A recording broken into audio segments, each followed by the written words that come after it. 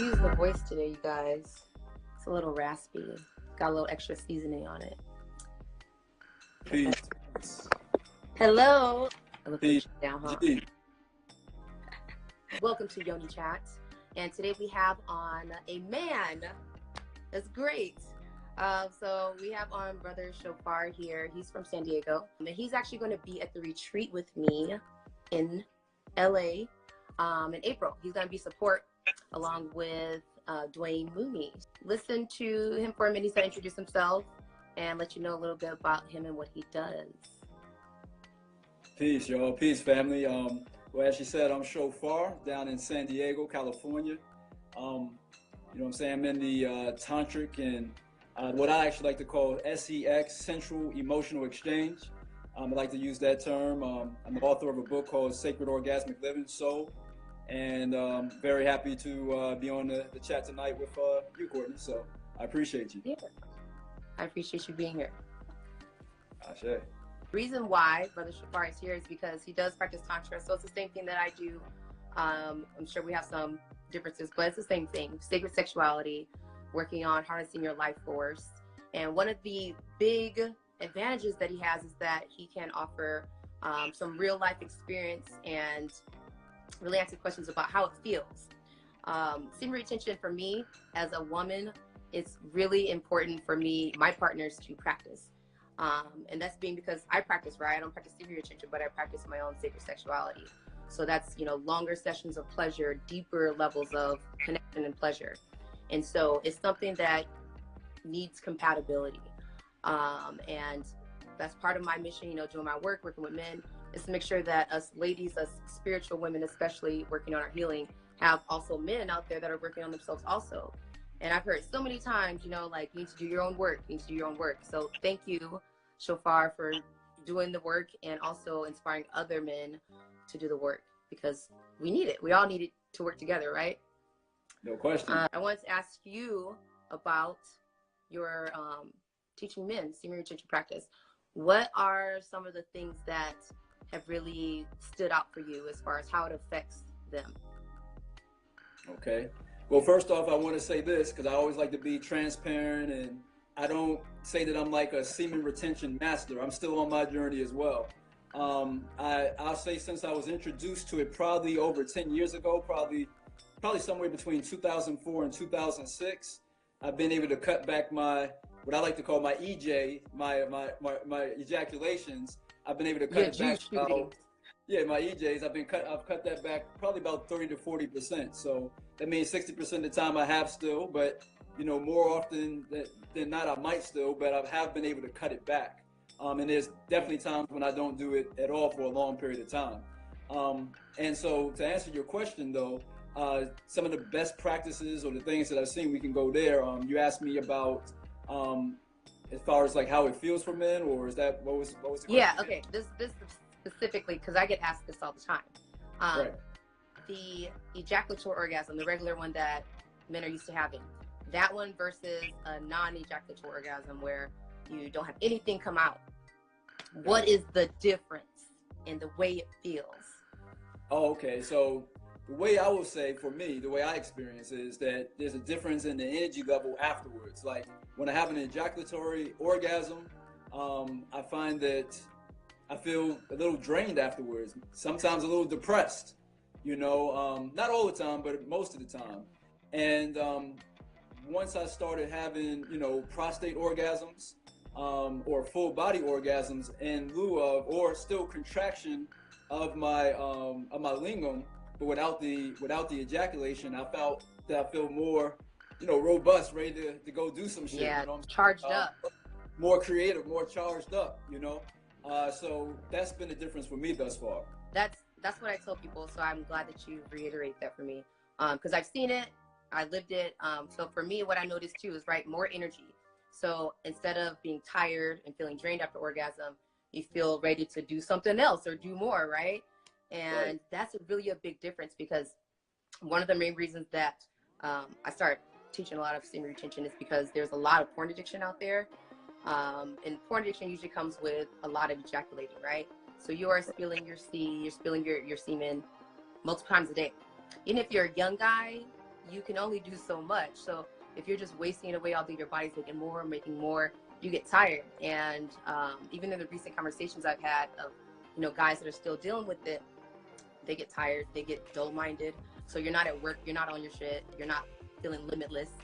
But on the other hand, if you were, right, a lot of times when you practice that holding your energy and really harnessing it, you feel limitless. Like your mental clarity, your problem solving is on. And so this is why I recommend it to anybody. Like if you're an artist, it's gonna open your creativity. Like my creative flow is profuse, and right, that's how deep it is. It's profuse, and yeah, I definitely attribute that because I play with fire a lot. It's my creative energy, and so I want more of, you know, more men to definitely change their perspective on ejaculating, on masturbating. Because it doesn't always have to be about getting off in, you know, a few minutes, right? It could be something sacred, something that's part of your spiritual health. So why not? Fellas, give up the money shot. The money shot, yeah. That, you know, we've been trained on that shit too much, you know, and you know, and that there's nothing, like you're saying, Courtney, there's nothing wrong with that. You know, enjoy that too. But there's other. I remember one of the 3 Qigong masters that I learned from, Courtney. The way he said, he was like, sex on the planet right now is like, we have this big ass mansion, right? And we only been playing in one room in the bathroom with the woman head in the toilet, and we don't even know the rest of the mansion even exists. Yep. So yeah. The money shots and, you know, ejaculating, that's one part of it. There's nothing wrong with it, but there's this big ass mansion that we can explore together. Yeah.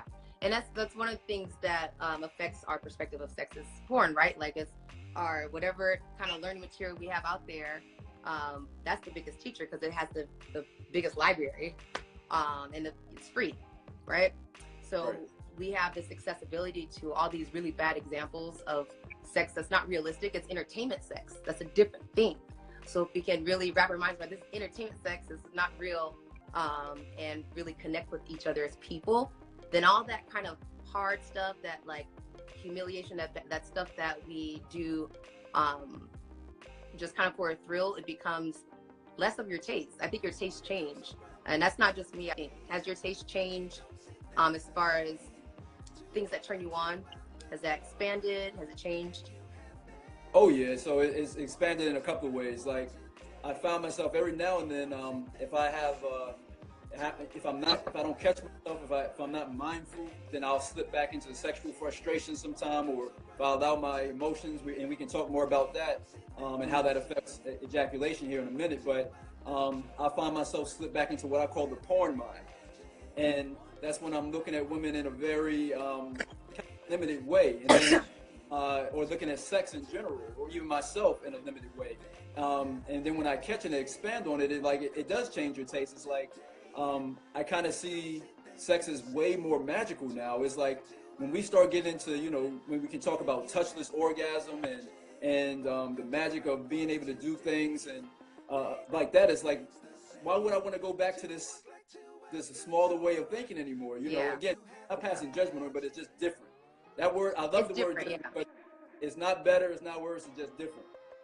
Yeah. And I like that. Like, I don't like people to feel like, you know, your sex life is better, your perspective is better. It's just different. It makes me feel better. And I deeply feel that it'll make other people feel better, but it has to resonate with you. Like, it can't be anything you just do because somebody said it's going to work for you. And yeah, like for me, it's just very liberating to be connected to all the energy around us and to feel people on an energetic level. So I want to do more of that, right? I want to do more of what I want to do and not feel like I'm doing what I should do. And for me, practicing sexuality, semen retention, Tantra, all that that's what we're doing. Is cultivating a more sense of self, and from that you have more freedom. So as a man, I know I've talked about what women look for. So as a man, is there something, what do you feel like you guys are missing? What are you looking for? What are your complaints? Right. Well, you know, I guess after stepping more and more into this, you know, tantric or sensual emotional exchange lifestyle, Courtney, just looking for someone who will show up like me, you know, like, so, you know, and I've been very fortunate to be in partnership and flowing with someone that's doing that. But that's what you look for ultimately, is for someone who shows up in a certain way. And you know, don't just shit in the floor and then act like you didn't just shit in the floor. Like, don't just walk around. Let's talk about why you shit on the floor. Let's talk about it. Right. You know what I'm saying? I just shit in the floor. Let me get it up. You know what I'm saying? So, and when I'm saying that, I'm talking about emotionally. You know what I'm saying? Like when we're not really taking ownership of our own feelings and we're parting it off on mama, or we're parting it off on society, or we're parting it off on our partner. No, it's me. Because no one makes me angry. No one makes me, that's me. And accountability. To answer your question very succinctly, I look for someone who can do that. I like that. And that's same goes here. I feel like women also just want somebody to step up, because we feel like, you know, you're doing it, taking care of ourselves, taking care of our needs. And so if you're going to share this space, share this life with us, then you want to be doing the same thing to contribute, to rise together. So that contribution, right? It's an exchange. And it's, as you grow into your spirituality, no matter what form you do it in, as you learn yourself more, you'll start to have higher standards of exchange. You'll start to be more aware of whether or not there is any exchange. Because a lot of times you just over here just like spilling your shit out and not getting anything back. So, right? Or you could be the opposite. You could be like sucking somebody dry and not willing to contribute as much as you're taking. So it goes both ways. Just being aware of it, though, will definitely change your actions, how you tolerate, how you approach relationships. Brother named Rocky Miller had asked if there's any fitness, yes. Benefits. Yes. Well, I can touch on that. You want to touch on that? We can both touch on it. You know what I'm saying? Okay. That's a good question. Let's both put our hands on that motherfucker. Put 5 on it. As far as that goes, Rocky, yeah, it's definitely health benefit, man. Like, think about it this way. In one ejaculation, the average man, not even a man who's like doing, you know, a lot of shit to really bolster our energy, just the average man, they say, has 200 to 300 million fucking sperm cells in one ejaculation. That's a lot of life force. That's enough life force to repopulate the fucking United States. Which we don't need to do right now, but it's a lot of life force. And you could be, the thing is, we could be utilizing that same exact activity of sex and ejaculating. You can still do it, but just retaining the actual ejaculation. And the thing is, you don't lose anything. I like to point it out to men that when you go pee, are you having an orgasm? Does that stuff coming out of your penis make you feel like you're having an orgasm? It feels good, but it doesn't feel like an orgasm. The orgasm is something that happens in your brain. It happens all over your body. It's not just located in, you know, the tube where the fluid comes out. So the idea that ejaculation and orgasm are the same thing is really where the misunderstanding is. So, you know, when you're training, what you're doing is teaching your body, you're retraining it to have the orgasms without saying like, oh, I need to do this together. And so it's definitely a new perspective. And through that process, know yourself better. And you get to feel more connected. About the working out part is definitely a testosterone booster. I like to tell men to partner this with working out. If you're going to be doing body building, weightlifting, trying to get in shape is going to help you to build your muscle mass easier, because you'll have more free testosterone flowing around for your body to use. So definitely do that. And also when you're doing the opposite, if you're trying to work out, get in shape, yet you're ejaculating frequently, like think about how that's depleting your body, how it's dulling your nervous system. You're not firing as quickly. So you're slowing your system at the same time you're trying to get it stronger. So it really doesn't, you know, make as much sense. Long-term health, maybe, you know, short-term you can get away with it, but long-term health, we're talking about an energetic level, which imbalance might not manifest physically where you can perceive it for a while, right? That doesn't mean that it's not affecting you. So, yeah. Did I answer the question? Yeah. No. Yeah. Sure. I saw another brother on there said, I think his name was Isaac Locks. He said something about, you know, the first few days of him practicing, that he finds a little bit of pain in his testicles sometimes. So that, you know, Isaac, that's not uncommon sometimes, as we and definitely again you can go on this too, Courtney. But as we're trying to rewire and open new neural pathways and new ways for the energy to flow, it's not uncommon to maybe get what they call, like I like to call Papa Smurf balls, but blue balls or whatever. You know what I'm saying? That may happen in the beginning because you're rewiring and rechanging the way the energy flows. So just keep playing around with it. always be patient with yourself on this stuff. There's no rush. There's no rush. Yeah. And yeah, same thing you said, when you are working with energy, energy moves, especially when you're doing any kind of practice and cultivating sexual energy. It's a very strong energy. It's moving, right? So especially after you practice and you block something, the flow of energy, like you said, is because it's rewiring, it's resetting. A lot of times you get stagnant energy. So blue balls is not really like balls full of semen. It's more stagnant energy. So you can move that energy around, pulling it up, breathing through the nose and pulling it up. But it's definitely part of the process. It doesn't mean anything's wrong with you. But breathing after you're done will definitely help with that. Doing some pelvic floor exercises. Kegels. Do you guys, so can you talk to men about Kegels? Tell them to do Kegels. Yes, Kegels are important. We can break down a whole bunch of, I can give like on 3 different levels, things that I found in my practice that is helpful. Before I go there though, and you know, I'm like, and you let me know what works for you, Courtney, because I'm like mad new to all of this type, you know, Instagram live and all of that. I see my girl Lonnie, shout out to Lonnie. I see you asked a question about estrogen and fitness. And is it kind of similar? Not to veer too much over on, we want to get the divine feminine too, but we definitely want to stay on track. But just just so you know, Lonnie, estrogen thing, actually I feel like that's a whole nother IG, because adrenal fatigue and how it affects the thyroid, and how women are being burnt out. This society just, it has women in what I like to call yin-somnia. It's like insomnia, but it's burning up the yin, you know. Yeah. And so that Lonnie would be a whole nother topic about how the estrogen is drained and everything. But Courtney, going back to what you just asked about best practices. So let's talk first on the mental level. I find that just the way that, so mental, and then emotionally, and then physically. Yep, 3 points. So those are my 3 points. The thoughts, you know, Courtney, is like the way that I think about sex, the way that I'm even setting up my energy to even flow just by my thoughts, the pictures that I put in my mind, and the verbal affirmations that I'm saying.